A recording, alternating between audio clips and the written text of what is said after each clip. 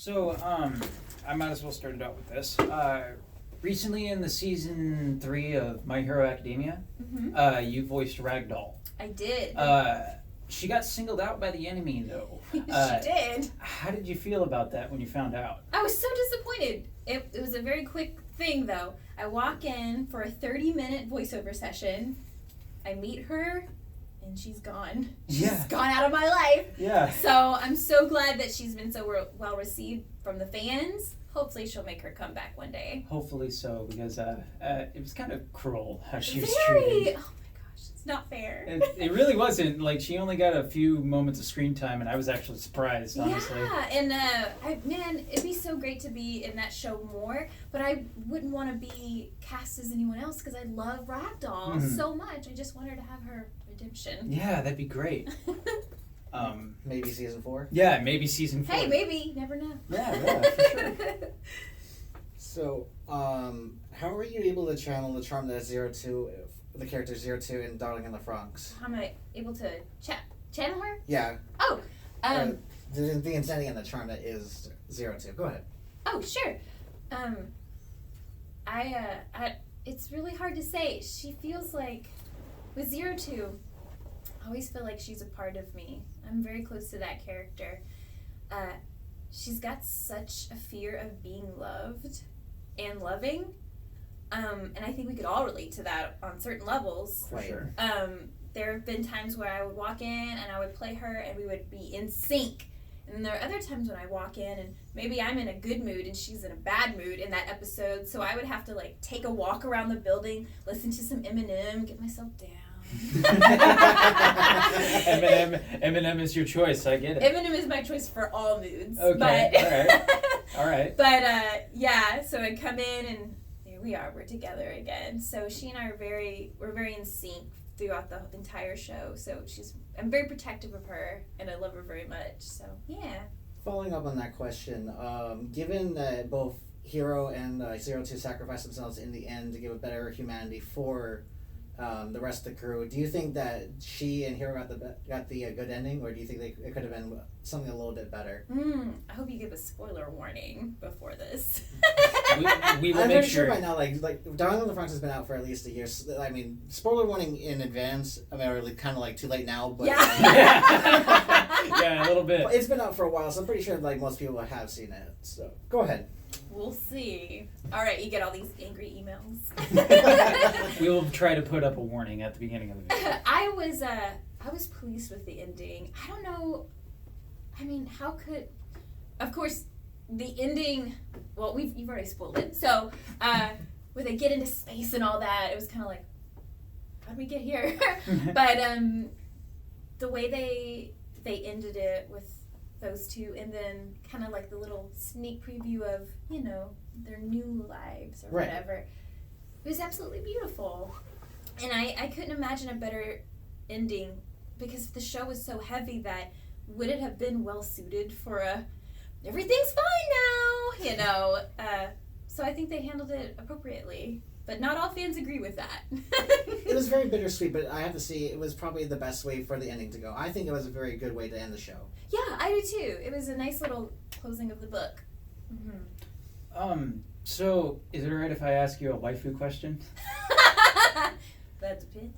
Okay. Well, it's about Rosario plus vampire. Yes. You played Snow Bunny, aka Mizori. Yeah. In your opinion, what characteristics would you think deem her as a waifu? Oh Because my gosh. everybody is so Waifu. enveloped with her. I've noticed that as well. When we did Rosario, it was just like, harem show, whatever. Yeah. But I was very happy to get the role, but it was like, But she has become so important to me.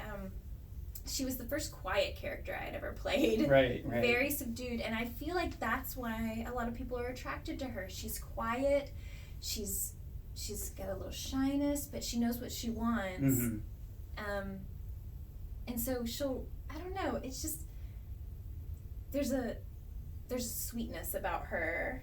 I agree. Yeah. Yeah. I have seen, there have been fans that have gotten on airplanes to come to see me at a con for Mizure alone. Not for me, but for her. Oh, You know, to make that insane. connection. But I mean, I think we could all relate though, because I mean, we all have our characters. You Right. know, Yeah. the character, whoever. I have many, but yes. but I was just actually in a Women in Anime panel, and we were talking about how you can get connected to characters so much. When I was 9 and Toy Story came out, I had just gotten a new stepsister, and I was feeling all the same things Woody was feeling when Buzz showed up. Jealousy, feeling like he was invisible, things like that. Yeah. And it connected me to Woody through our hearts.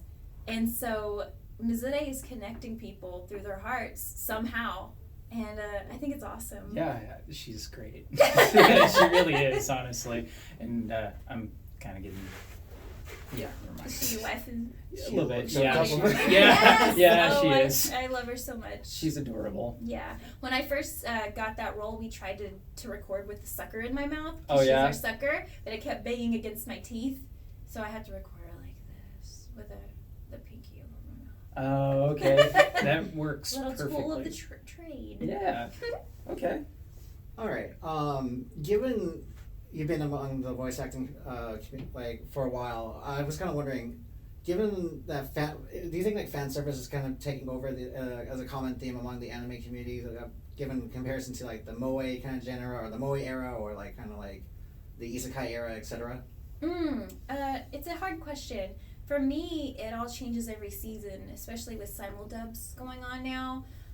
Sometimes we have a lot of fan servicey shows, and I've got to make a choice as an actor. Am I going to participate in these? Am I not going to? Where's my line? And I assume as fans, you have to make the same choices. Like, Right. is this past my line? I don't know. Let's watch episode 2. So there have been ebbs and flows of that type of stuff. I've always kind of dealt with it being in the industry of anime. Mhm. It's tough because the characters, you know, if you're in high school or even junior high, you're going through new feelings and you're at that weird place between being a kid and being an adult. So I want to pay homage to the characters, whatever journey they're going through. Right. So yes, is my like there's a difference, but there's not. I feel like it's just always going to be there somewhere.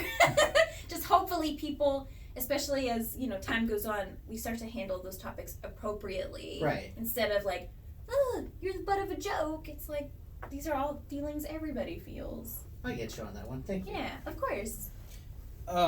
So Fairy Tale, voice acting throughout the entirety of the series as Happy.